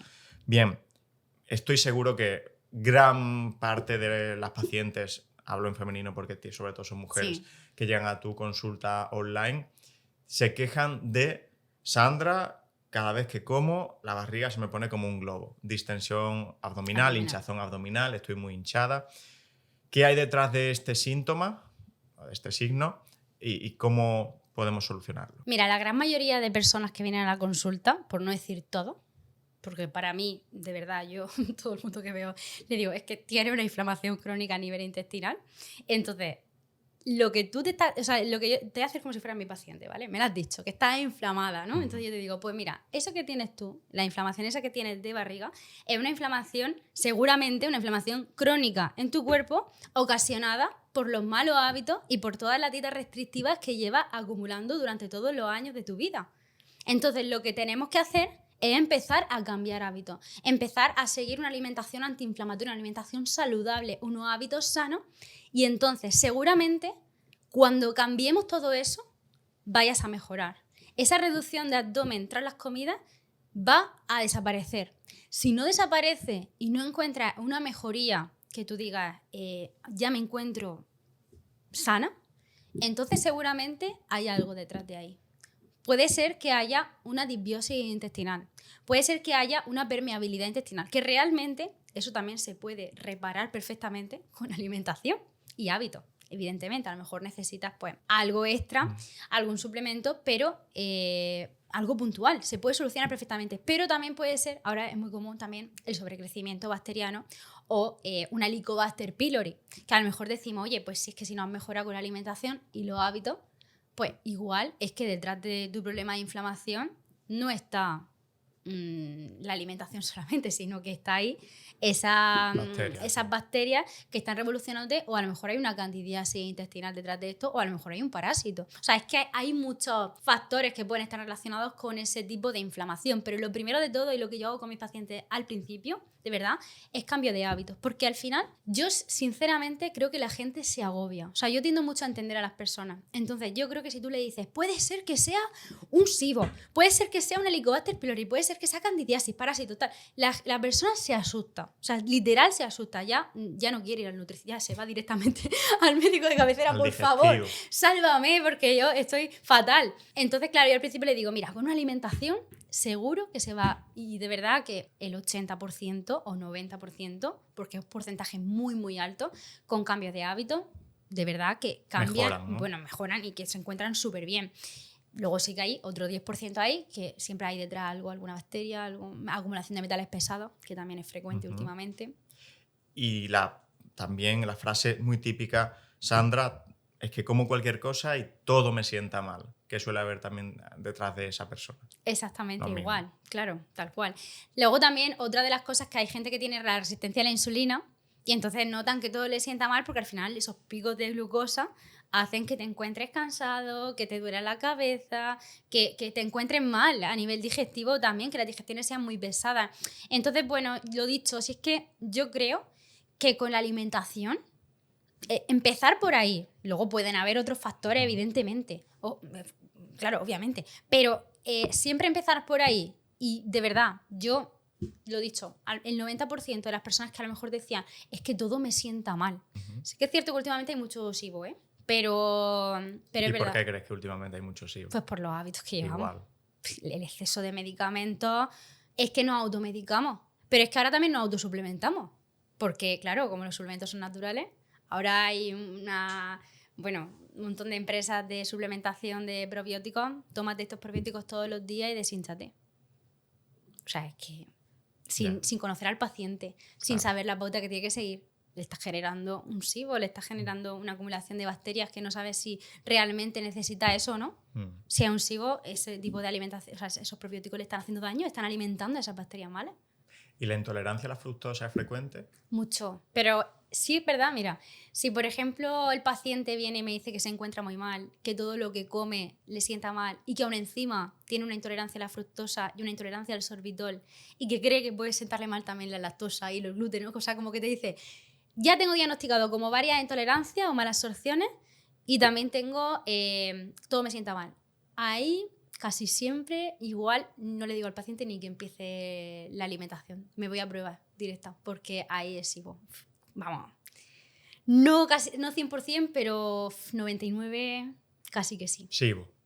Yo casi siempre. Pero claro, ojo con esto porque es que, claro, la gente dice, es SIBO. Ya está, me tomo el antibiótico y esto. Pero ¿de dónde viene el SIBO? Porque si viene de una hipocloridria y tú no has solucionado la hipocloridria, cuando te trates con los antibióticos, luego vas a desarrollar otra vez SIBO, porque vas a seguir teniendo la hipocloridria. Entonces, de esto que dicen, el SIBO nunca se cura. No, es que no estás curando el origen del SIBO. Eso pasa también con el cáncer, por ejemplo, que cuesta mucho hablar de estos temas, pero los cánceres que son recurrentes, se han visto estudios que han demostrado que la persona tiene algo mal en su cuerpo, un desorden, y está ocasionando que se desarrolle un cáncer. Se desarrolla ahí, lo cura, pero es que se desarrolla en otro sitio. ¿Por qué eso? Porque hay algo en tu cuerpo. O sea, vamos a analizarlo. algo está pasando dentro de ti para que se genere esa reproducción celular. Hay una frase en tu libro que dice: no debemos normalizar ni conformarnos con el diagnóstico de síndrome de intestino irritable. Solo es un síntoma. Sí. Explícanos eso. Pues mira, para mí, o sea, yo la primera vez que estaba mal a nivel digestivo fui al médico y me dijeron que era síndrome de intestino irritable. Entonces, yo no era síndrome de intestino irritable. O sea, el síndrome de intestino irritable estaba. Porque, o sea, el síndrome... Yo tenía el colon irritable, el intestino irritable, porque yo tenía diarrea, tenía gases, tenía inflamación abdominal, tenía molestias digestivas. Entonces, claro, mi colon estaba irritado. Claro que sí. Pero no estaba irritado porque sea colon irritable. Está irritado porque era celíaca. Y no lo sabía. Entonces, si tú tienes diarrea, tienes gases, no es que tengas colon irritable. Es que sí, tienes colon irritable, pero ¿de dónde viene ese colon irritable?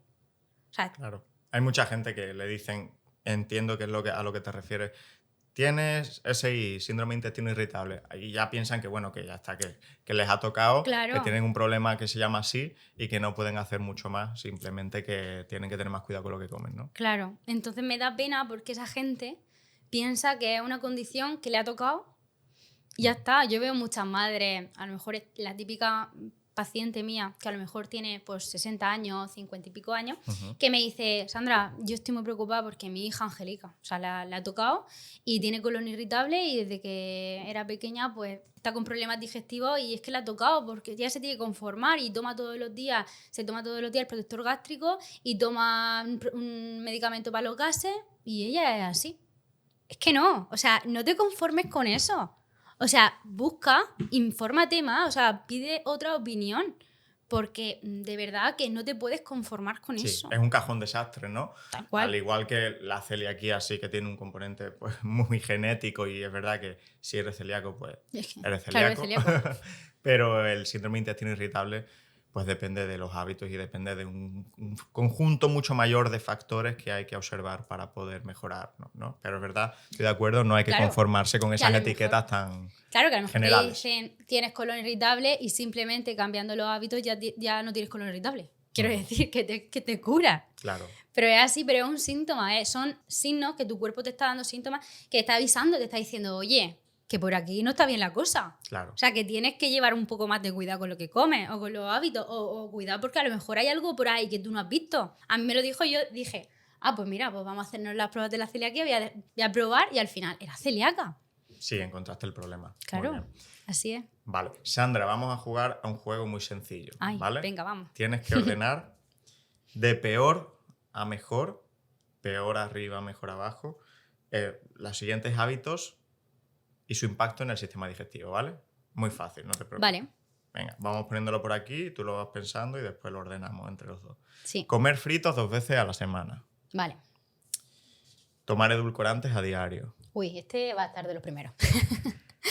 3 ibuprofenos a la semana. Uy, venga. Dormir 2 horas menos de lo que necesitas. 3 copitas todos los findes. Bueno. No es infrecuente, ¿no? Lo que decimos. No, nada. Todo es muy común.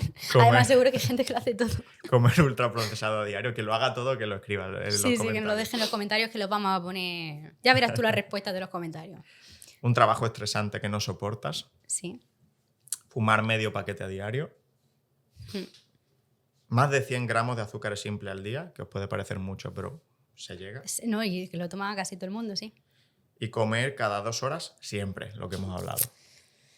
Vale, pues mira. Si hay alguno que considere que están en el mismo nivel, pues se ponen al lado y ya está, ¿vale? Tengo muchos al mismo nivel, ¿eh? Vale. Pero bueno, mira, los edulcorantes a diario para mí depende de la cantidad que tome. Por ejemplo, si es una pastilla de sacarina con tu café de la mañana y ya no tomas más, bueno, que te lo tomes a diario tampoco va a ser algo que te vaya a afectar tanto.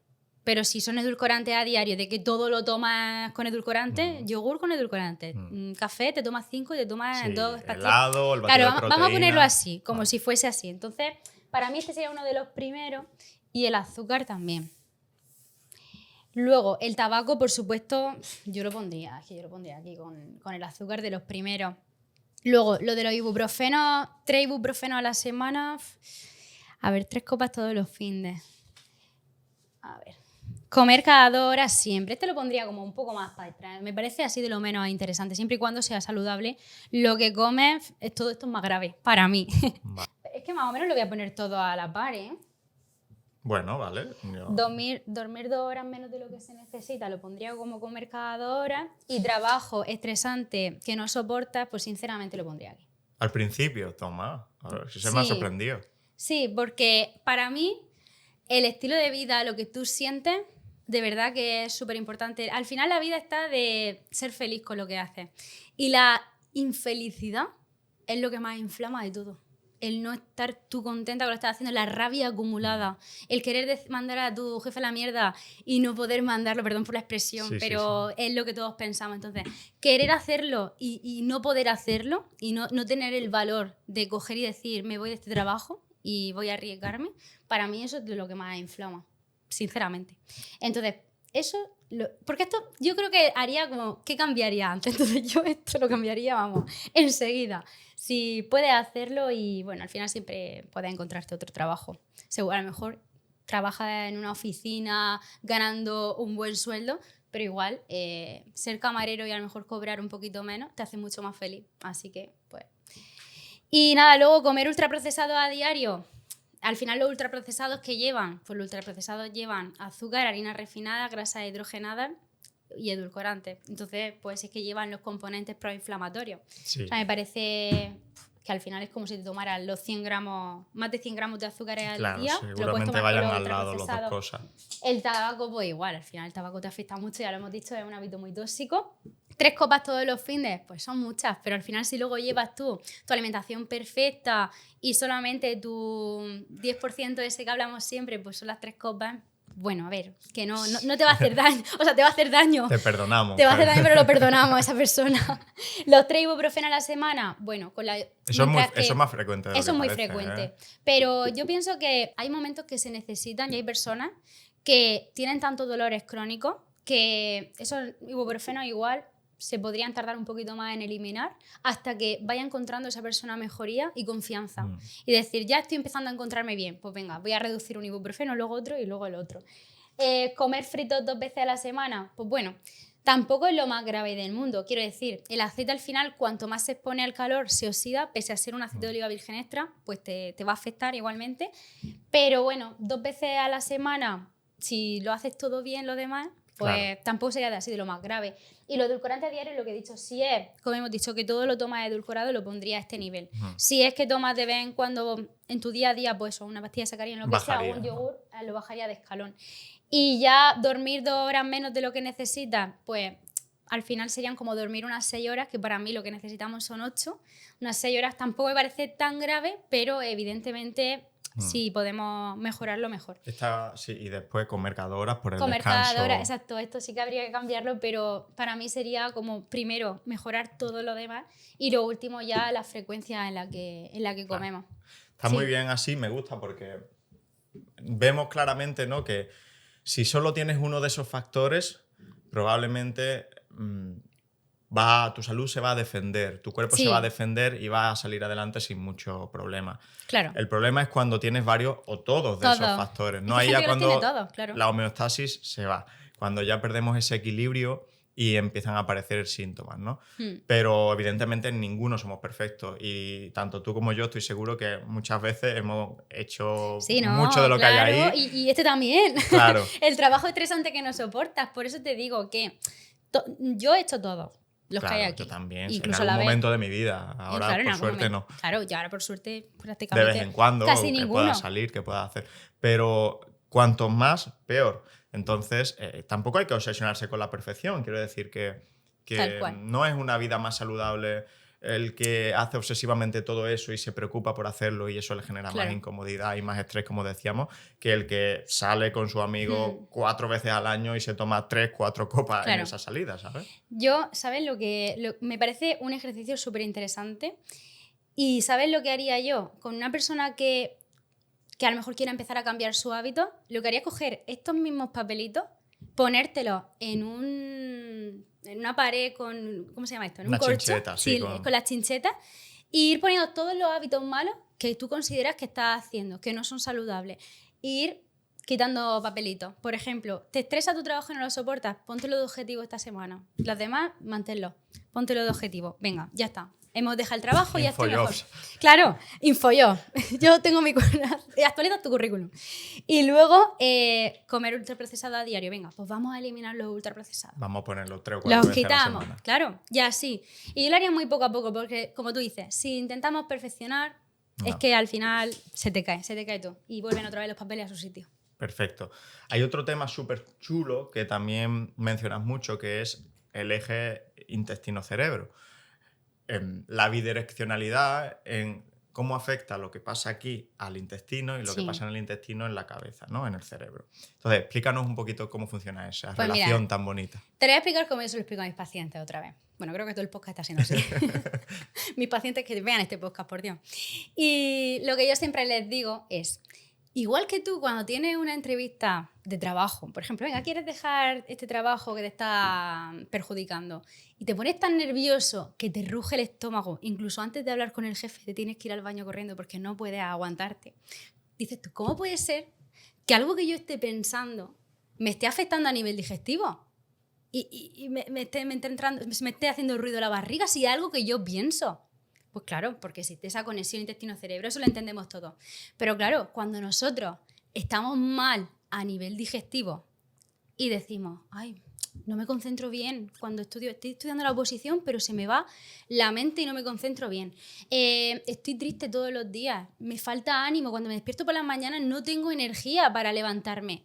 Y eso no pensamos nosotros que puede estar relacionado con lo que hay en el intestino. Entonces, esa conexión intestino-cerebro de verdad es súper importante. Cuando te das cuenta de la relación que tiene, entonces te empiezas a darte... Mejorarla. Claro, a mejorarlo y decir, joder, qué conexión intestino-cerebro más cercana que tengo yo, porque a mí me pasa mucho que yo digo, joder, todo lo que como al final me afecta, de verdad. Yo cuando peor como, cuanto más triste estoy. Sí, claro. Yo me lo noto ahora. Sí, y eso además se puede explicar de forma más técnica. Tenemos por ahí el nervio vago que conecta pues, todos los órganos internos en el intestino con el cerebro, y también lo que las bacterias hacen y producen, que las bacterias producen muchas sustancias como el butirato, tienen un efecto en el sistema nervioso central, ¿no? Entonces, continuamente ahí hay una conversación. Y eso es chulo porque puedes mejorar tu intestino desde el cerebro y puedes mejorar tu cerebro desde el intestino, ¿no? Yo siempre digo que el nervio vago es como esa autopista de doble sentido que hace que sea capaz de ir unas neuronas hacia arriba y otras para abajo, porque como decimos, en el intestino también hay. Claro. No somos lo que comemos, sino lo que nuestras bacterias absorben. Así es. Explícanos. Según nuestra microbiota, en qué condiciones seremos capaces de extraer más nutrientes de los alimentos o menos. Uno de los síntomas también de inflamación intestinal, de biosis intestinal, es la falta de nutrientes esenciales. Por ejemplo, la falta de hierro. Y tú dices, sí, yo tomo alimentos ricos en hierro, porque a lo mejor tú no eres capaz de extraer ese hierro de los alimentos y sintetizarlo en tu cuerpo.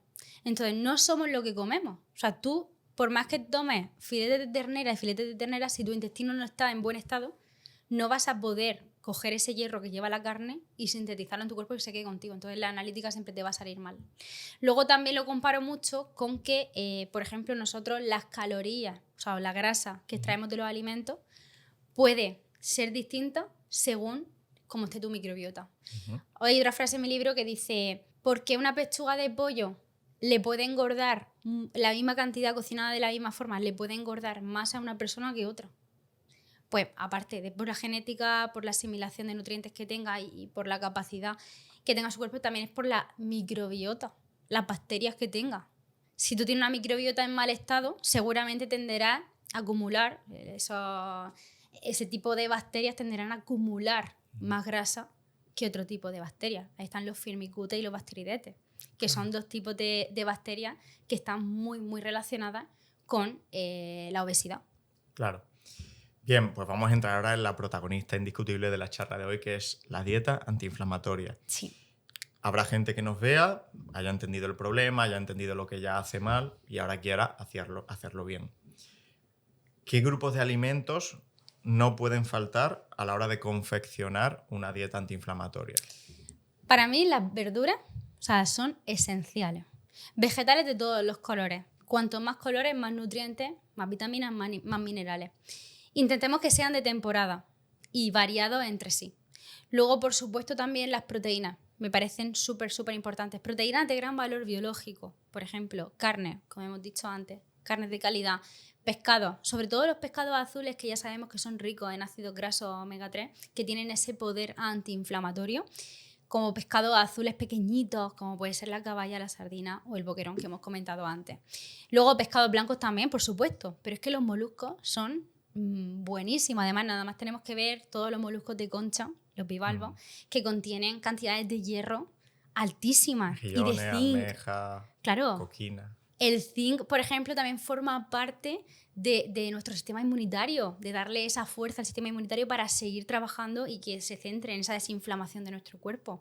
Entonces, como tú dices, los mariscos, los moluscos son esenciales en nuestra alimentación también. Y por supuesto los huevos, que los huevos les tenemos muchísimo miedo por el tema del colesterol o de las grasas que contengan, pero los huevos son de verdad también muy necesarios en nuestra alimentación. Contienen todos los aminoácidos esenciales que nuestro cuerpo necesita y son proteínas de muy buen valor biológico que hacen que esa masa muscular pues no se pierda. Siempre, yo tengo muchos pacientes que a lo mejor dicen, es que yo he hecho otra dieta y he perdido masa muscular y a lo mejor con la tuya no la estoy perdiendo y tampoco estoy haciendo deporte en sí.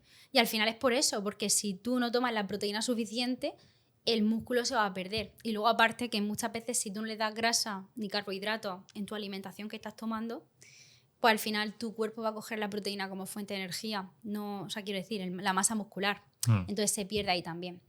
Y otro grupo de alimentos que no pueden faltar son las grasas, como hemos dicho antes, que las grasas, aparte de formar parte de toda nuestra función hormonal, pues no dan energía, bueno, son de verdad esenciales. Nuestro cerebro está formado por grasa y la necesitamos, como por ejemplo los frutos secos, tostados o al natural, como por ejemplo frutas como el aguacate o como el coco, que también contiene bastante grasa. La leche de coco, por ejemplo, está enlatada, que se puede utilizar para hacer salsa, etc. A mí, por ejemplo, me gusta también la grasa de los lácteos, que mucha gente a lo mejor dice, no, es que los lácteos, pero bueno, para mí los lácteos son saludables. Los lácteos de cabra y de ovejas se asemejan mucho más a la leche materna por la beta-caseína que contienen y se asimila muy bien, y esa grasa es ¿Los de vaca no los recomienda? No que no los recomiende, sino que hay gente que a lo mejor no los tolera, lo dicho, por el tipo de proteína que contienen.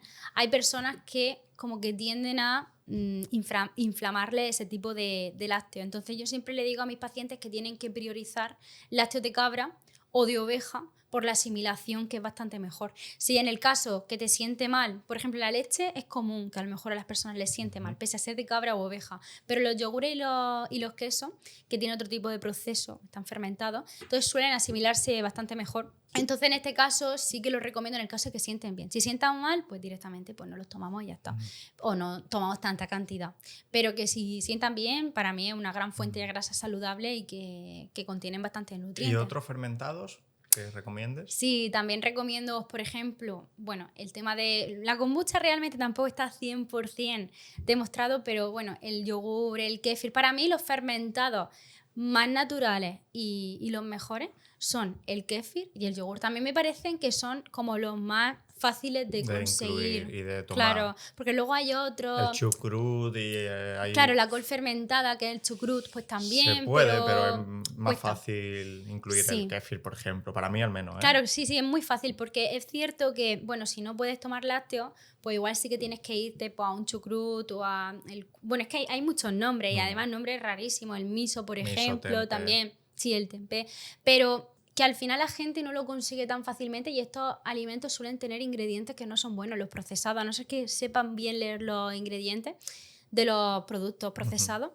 No lo suelo recomendar mucho por eso, porque la gente no sabe identificar bien si es saludable o no, porque he visto muchas coles fermentadas, el chucrut, que luego llevan aceites de girasol. Entonces dices tú, bueno, lo que me está beneficiando por un lado. Luego, por ejemplo, el vinagre de manzana, que se me olvidaba, sí que lo recomiendo yo en consulta, que lo añadan a las ensaladas o incluso en alguna ocasión he recomendado cuando hay hipocloridria, que es lo que hablábamos antes, pues algún chupito de vinagre de manzana, cuando ya hemos diagnosticado que hay esa hipocloridria, que bueno, hay parámetros como la gastrina o la pepsina que nos pueden un poco guiar en ese ácido en el estómago, pues entonces a lo mejor también pautar esa mini dosis de vinagre. ¿No?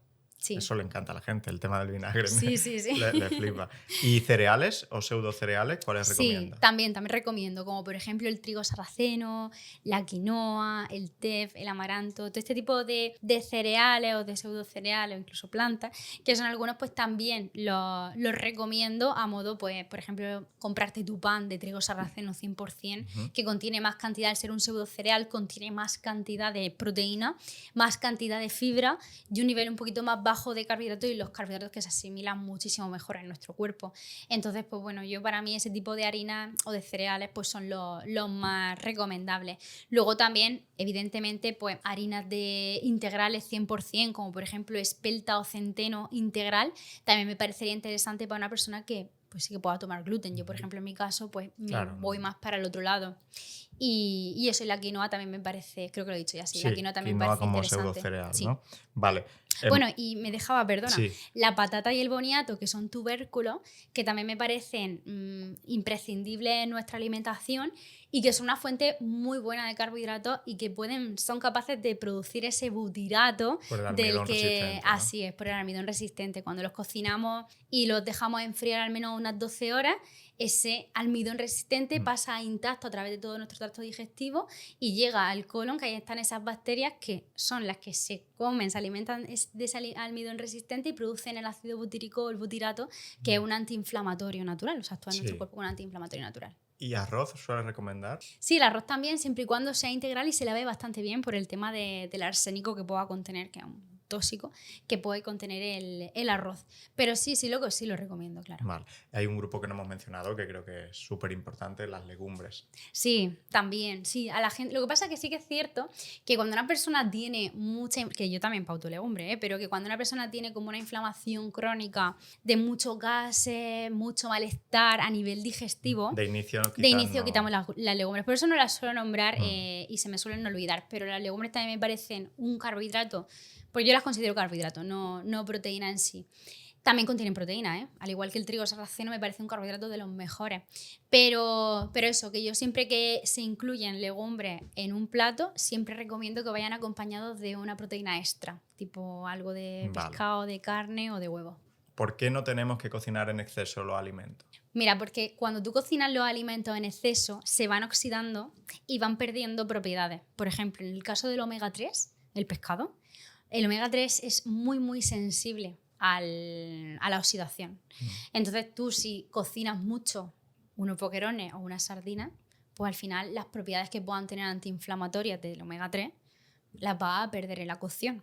Entonces por eso yo siempre recomiendo, pues bueno, cocinar bien el pescado, evidentemente, pero luego también tomarlo en otra forma. Por ejemplo, te puedes hacer unos boquerones en vinagre y tomarlo así, de esa forma, y estás tomándote el omega 3 puro, no se ha oxidado en ningún momento. Luego, por ejemplo, con el aceite pasa igual. Si tú, por ejemplo, utilizas el aceite de oliva virgen extra para cocinar, que a mí me parece muy bien, pero si lo calientas en exceso, lo que estás haciendo es oxidar ese aceite y que pierda todas las propiedades que tiene. El aceite sí que es súper sensible. O sea, tener la aceitera al lado de la sartén donde tú estás cocinando, ese aceite está oxidado. La luz que entra por la ventana puede llegar a oxidar el aceite. O sea, el aceite es uno de los alimentos más sensibles al calor. Entonces la aceitera siempre tiene que estar dentro de un armario.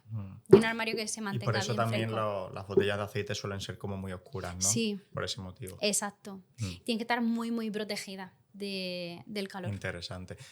¿Por qué no debemos beber mucha agua con las comidas? Pues por lo que hablábamos del ácido del estómago, si tú, por ejemplo, en tu estómago tienes ese ácido clorhídrico preparado para hacer la digestión de lo que vamos a empezar a comer, entonces tú te bebes 2 vasos de agua antes de comer y ese ácido que se estaba produciendo en tu estómago se va a diluir en ese agua que estás tomando. Entonces, claro, cuando entre el alimento al estómago, vas a tener menos capacidad de actuar frente a ese alimento porque ese ácido está diluido en agua. Entonces yo lo que recomiendo no es que te atragantes con la comida, ni mucho menos, sino que tengas el vasito de agua, pero vayas tomando pues sorbitos pequeños y que sobre todo priorices el agua fuera de las comidas principales. Que tú estés durante el día, lo que pasa es que hay gente que no se acuerda que tiene que beber agua en todo el día. Y la bebe en la comida. Y la bebe en la comida. Vale. Es decir, que no te bebas 1 litro de agua mientras comes el almuerzo, ¿no? Claro, si te bebes 1 vaso o 2 vasos en toda la comida, pues tampoco pasa nada. Uh-huh. Yo también me los bebo, pero lo que no hago es beberme por la botella entera. Es más, hay muchas veces que a lo mejor de esto que también te pasa a ti misma, que dices, no he bebido agua en todo el día.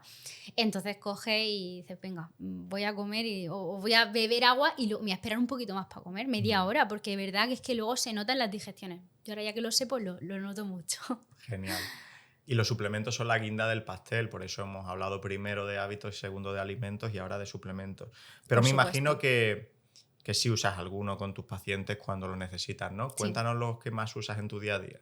Sí, mira, como tú dices, yo al final los suplementos los tengo como algo, ya si la persona, por ejemplo, no mejora o veo que necesita como un extra de algo, entonces ahí tenemos los suplementos. Pero los suplementos, además, yo no colaboro con ninguna marca de suplemento ni nada, porque yo no recomiendo, nunca voy a sacar en mi Instagram ni en mis redes sociales ningún suplemento, porque no quiero que la gente tenga como esa imagen de el suplemento me va a salvar la vida. No, el suplemento te puede apoyar una vez que tú cambies tu hábito.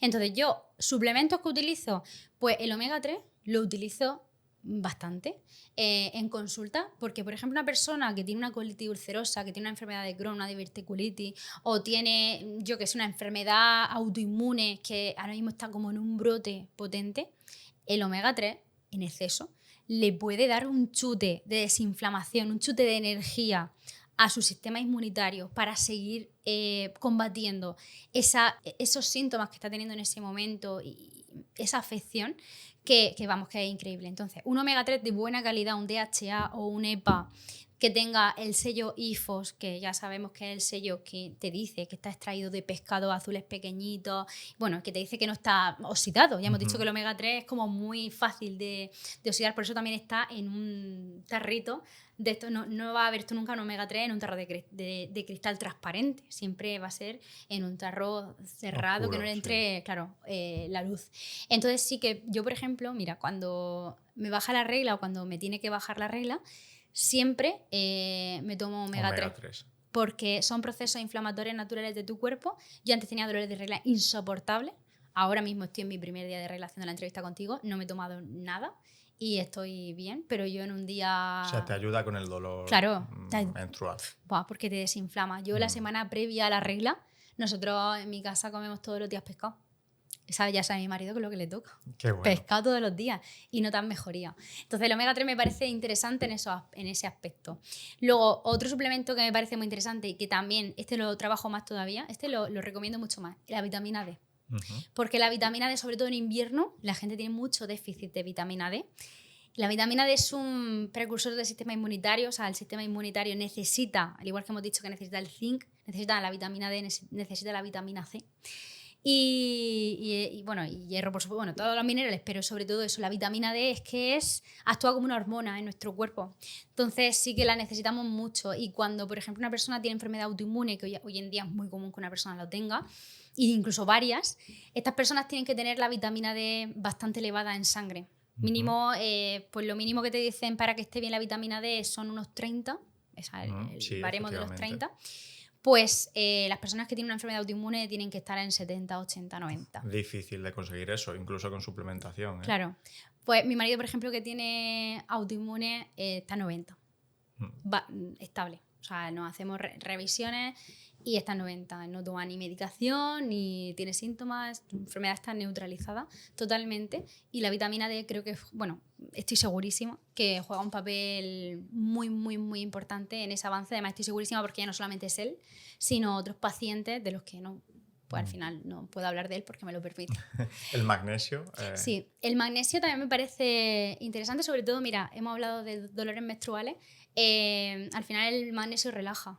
a nivel muscular. Entonces, las contracciones esas que nosotros tenemos de menstruales, pues eso también te relaja. Entonces, a nivel muscular, como hemos dicho, también los deportistas que a lo mejor pues, tienden a hacer mucha cantidad de deporte, como es el magnesio, un relajante muscular como natural, pues también me parece interesante tomar un bisglicinato de magnesio, que es el que más se recomienda a nivel muscular. Y bueno, por lo menos el que yo recomiendo. Sí. Y también a nivel sueño, hay gente que a lo mejor tiene dificultad para dormir y el bisglicinato también suele ir bien porque ayuda a la producción también de melatonina. Sí. Y la glicina, aparte, que lleva el bisglicinato, Tal ayuda cual, al sueño. Tal cual. Y por supuesto también a la asimilación de la vitamina D. Hay gente que a lo mejor no gasta vitamina D por falta de magnesio. Entonces también viene bastante bien ese bisglicinato de magnesio. Luego hay gente que a lo mejor está estreñida y necesita más bien un citrato o un carbonato de magnesio. Un óxido, sí. O un óxido de magnesio. Pero eso, necesita, según la pauta y no tomarlo a la ligera, porque a lo mejor el descanso que tú no estás teniendo es por tus malos hábitos, por beberte... Por esto. Claro, por esto que hemos hablado aquí. Entonces, simplemente cambiando esto, no vas a necesitar tomar el magnesio. Tú luego dices, no, es que yo me tomo el magnesio y todo y a mí no me sirve de nada. Claro, es que primero no es tienes magia. que cambiar esto. No es magia. Sí. El magnesio es un suplemento que te puede ayudar después, en momentos puntuales, que tú digas, esta semana estoy peor, pues venga, me voy a tomar magnesio para dormirme. Pero sí, por eso hay tanto uso de los fármacos, porque realmente es lo que te va a hacer que te duermas, pero a costa de los efectos secundarios que tienen los fármacos hipnóticos, ¿no? Bueno, Sí. como lo que hemos dicho, la guinda del pastel, utilizarlo de forma inteligente te va a beneficiar. Sí. Pero las expectativas claras son la guinda del pastel. Exacto, así es. Pues Sandra, ha sido un placer hablar contigo casi 2 horas. Igualmente, hablando de nutrición. Madre mía. Te agradecemos Sí. un montón pues, tu experiencia en consulta y que lo expliques de forma tan amena y tan divertida y cercana sobre todo, ¿no? Sí. Así que nada, ya sabes que esta es tu casa y que aquí estaremos encantados de recibirte cuando quieras. Pues muchísimas gracias. Yo también me he sentido súper cómoda y espero que esta forma de explicar tan sencilla y cercana pues que guste a la gente, porque a mí es como me hubiese gustado que me lo explicaran cuando yo estaba mal y tenía inflamación. Y yo se lo tiendo a explicar así para que la gente se sienta acompañada y que vea que tampoco es tan complicado como parece, que simplemente cambiando hábitos ya podemos dar un paso agigantado a la mejoría de nuestro problema. Totalmente. Y no os olvidéis que aquí tenéis Adiós a la inflamación, donde pues Sandra explica lo que hemos explicado hoy por 10 y lo explica de forma mucho más tranquila, más detenida, ¿vale? Así que también, si hay alguien que quiere empezar a mejorar su salud, quiere familiarizarse con la dieta antiinflamatoria, adiós a la inflamación, que está yendo súper bien, ¿eh? Sí, pero porque también está como explicado de una forma muy sencilla y muy didáctica, yo creo que le puede servir como a todo tipo de personas, desde un niño de 9 años hasta una persona de 90. O sea, es que está escrito tal cual yo hablo. La gente dice, yo le pongo hasta tu voz cuando lo leo. Lo escuchan con tu voz, ¿no? Sí, sí. Genial. Así que, pues nada, muchísimas gracias. Gracias a ti. Y hemos aprendido mucho. Y chicos, nos vemos en el siguiente episodio de Mejor que Ayer. Un fuerte abrazo y a seguir empoderando.